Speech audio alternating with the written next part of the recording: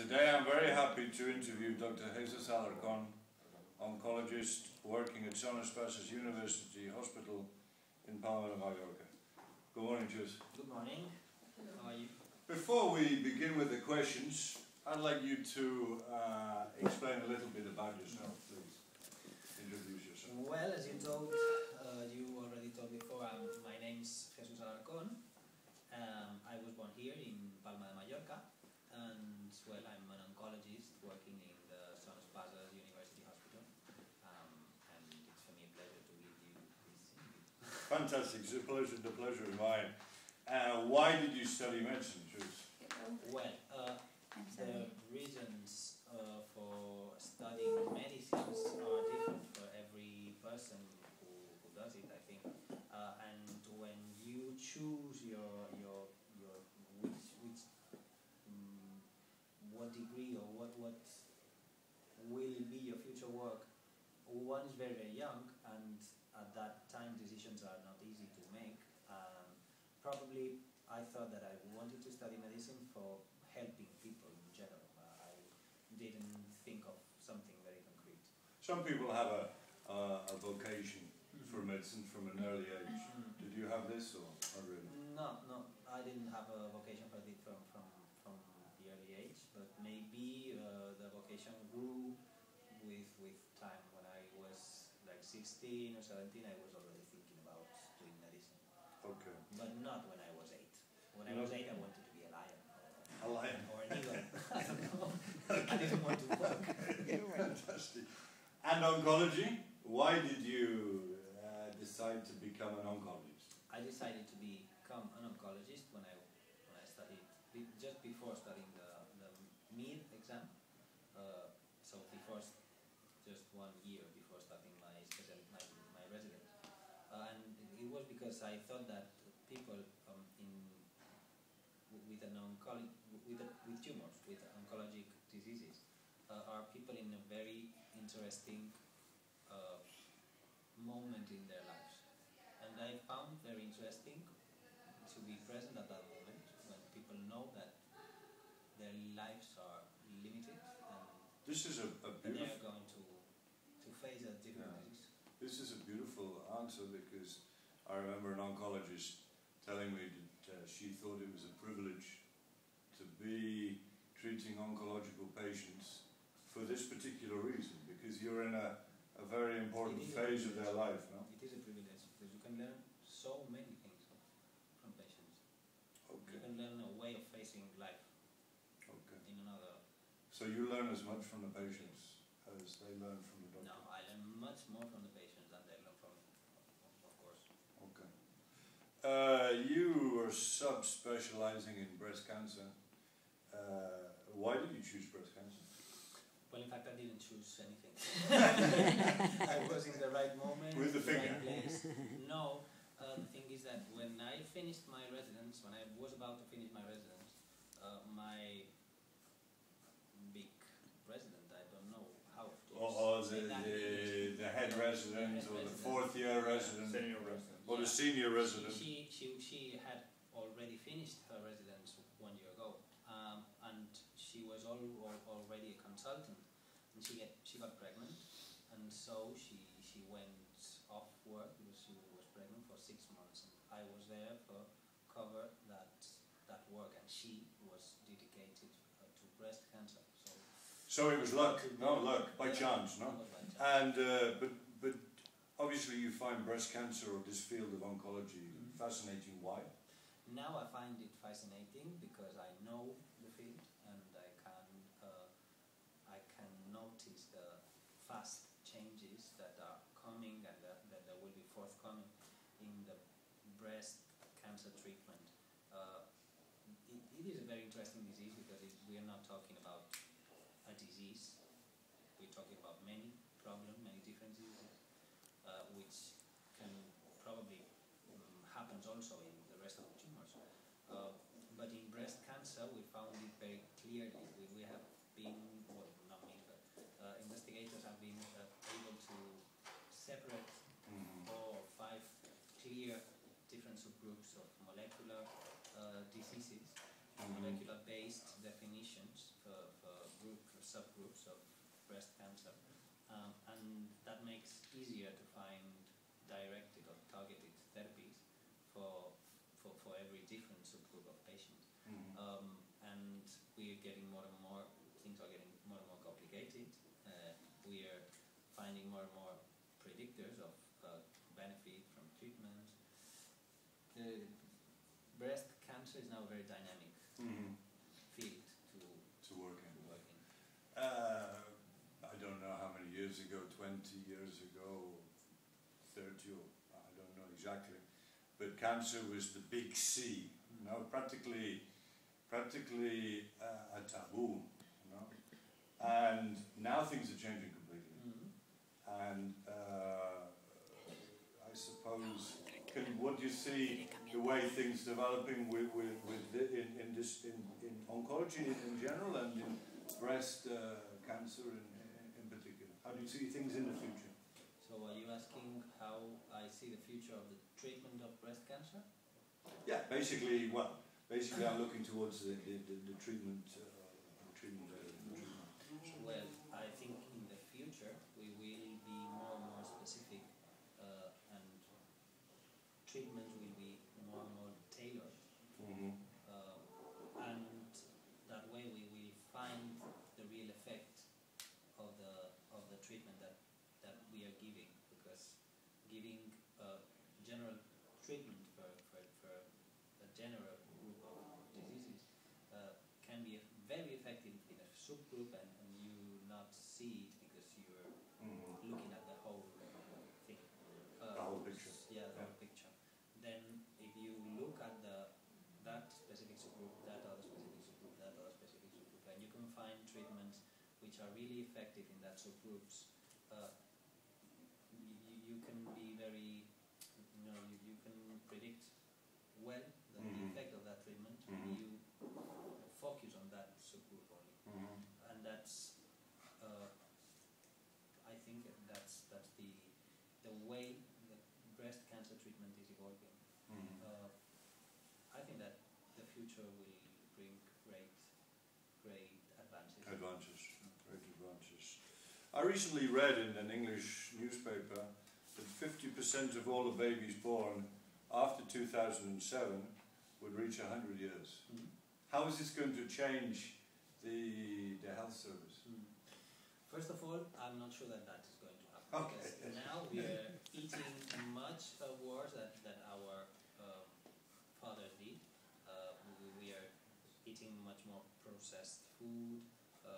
We are much more sedentary. And in Spain, you don't eat the Mediterranean diet, no? The Mediterranean diet's not so vanishing, much. no? Yeah, it's vanishing. So I'm not sure that we are going to reach that 100 years in But life expectancy is higher than previously. now it is. And this will bring a big burden onto the health service? Yeah, I think so. We will have to be able to predict the problems that will come with aging, because it's obvious that with aging the health problems come, and it will cost more and more for the health system. And how do we combat this? How do we combat these problems? I don't have an answer. It's very difficult. Maybe giving a priority to the health system and to the well-being of the elderly, and not doing unuseful or useless treatment or futile treatments to patients who are not going to benefit from them. You can save much money if you don't change, for example, a hip joint of a patient who is going to die 2 months later. And it has been done many times. So I think that if you control well which patient does need the treatment, then you can spare some money. But anyway, it's a complicated it's going question. to cost much. It's a complicated question. Yeah, and government will have to be aware that it's health. It's a very important issue. Yeah. Probably the most important issue in our society. Along with education. which is what leads me on to the next question, which is about education, but about medical education. And I know you're one of the resident tutors in the oncology department. How can you describe a little bit about this role, and how important do you think the role of tutor is? Residents are already doctors. Mm-hmm. They already have their degree in medicine. So they're supposed to be people who are prepared to study and who are prepared to learn by themselves in some way. Not by themselves, but with the help of the staff of the department. The tutor is mainly somebody who can guide their decisions in a moment in which they don't know what to do, maybe helping them decide what to do in a moment, helping them more or less supervise their learnings or their training. And that, I think, that's the work of a tutor, I think. And do you enjoy it? Do you enjoy this work as a tutor? Yeah, I enjoy it. The problem is that now I have quite a lot of work, and I cannot do I cannot be a tutor as much time as I would like to. Or you can't dedicate as much time as you would like to. But in a couple of months, Antonia Bello is coming back. She's the second tutor. Will not be a problem, and both will be able to do it quite well, I think. And research. Do you have any particular research projects that you are carrying out in this moment, or do you have any that you would like to carry out in the near future? I think it's very important. Me myself, I'm not a translational investigator. I'm not a biologist. My interest is above all in clinical investigation, and that means participating in multi-center clinical trials and being a member of the different investigation oncology cooperative groups that we have in our country, in special those dedicated to breast cancer and also to gynecologic cancer. So I think that our role is to be able to recruit patients, as many patients as possible, for clinical trials, which make the science progress, and which is the way of learning in medicine. And that in that way we are participating in quite a lot of clinical trials in breast cancer, and now we are trying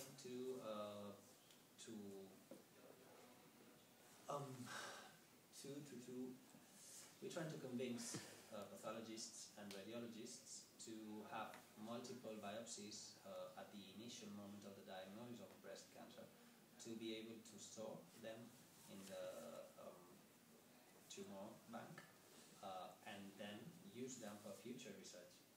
And also, when you say convince, is it difficult to?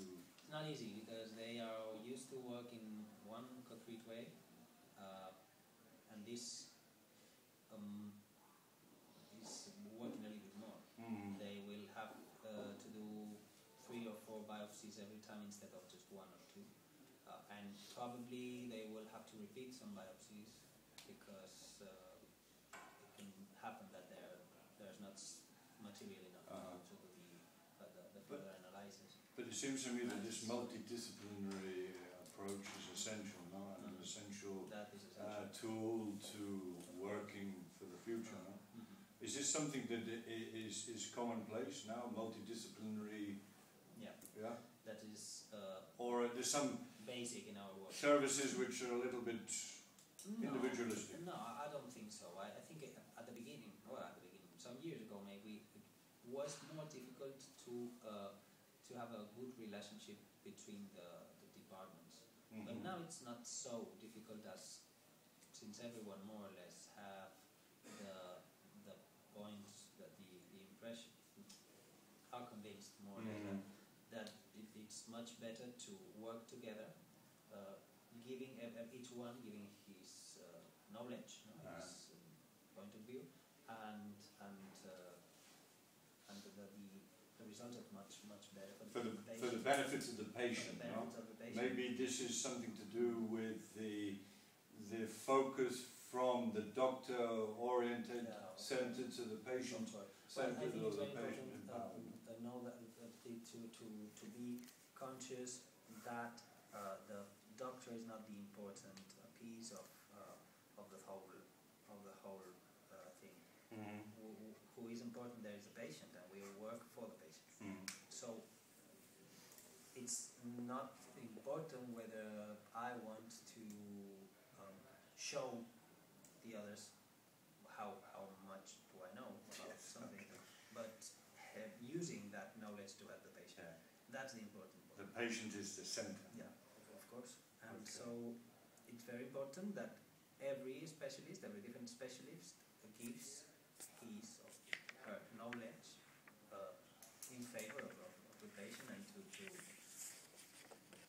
using it to treat the patient together. And that's not only important for the efficacy of the treatment, but also for having a good timeline or a good schedule. A schedule or agenda for the patient. For the patient and for the tests. The times now are a little difficult. Now, both in society in general, in Spain, in Europe, and in the National Health Service in Spain, it's a difficult moment. Some people tend to be more pessimistic, and others tend to be more optimistic. I don't know on which side you. I think we all should be optimistic, even though we know that there are major issues and major problems. But we all should try to fight and build a new health system which will be sustainable. But for everyone, not just for people who can afford that. Not just for the I think that we have to make a sustainable health system for every people living in this country. How are we going to do that? I don't know. It's another difficult question. Same problem. Another difficult question. We are supposed to have some people ruling us and taking decisions for us and so on. That should. Ruling is a bit stronger. Ruling is what the kings with the subordinates. Yeah. But no, it's a difficult question. They are supposed to be able to solve this problem. I doubt it. Suppose. I doubt that they are. This is another question for another day, probably. No? Yes. You're a very dedicated, motivated doctor, and medicine is a very important part of your life. However, we want to know, that is me and the viewers, a little bit about Dr. Alarcon outside of medicine, what your hobbies are, what you do to relax, Well, I think things like this. you have this job, relax, and having free time and spare time is very important. For me, at least, I need to have my spare time, like, can I say compartmented? No. Like sort of sectioned off. Yeah, like sectioned. I have to isolate very well my free time from my work time. Otherwise, I'm not able to. Okay, but what do you do in your free time? This is the question. Then in my free time, anything. Yeah, I don't have a specific hobby. I like going out in my bicycle, running, reading books, traveling, drawing even. Drawing? Sometimes. Drawing or doodling? You know what doodling is? Doodling is doodling is garabatos. Yeah. So whenever you're watching a presentation, you doodle a lot. That's what I do. So it's been a real pleasure, Dr. Alarcon, to speak to you, the oncologist doodler of Espases University.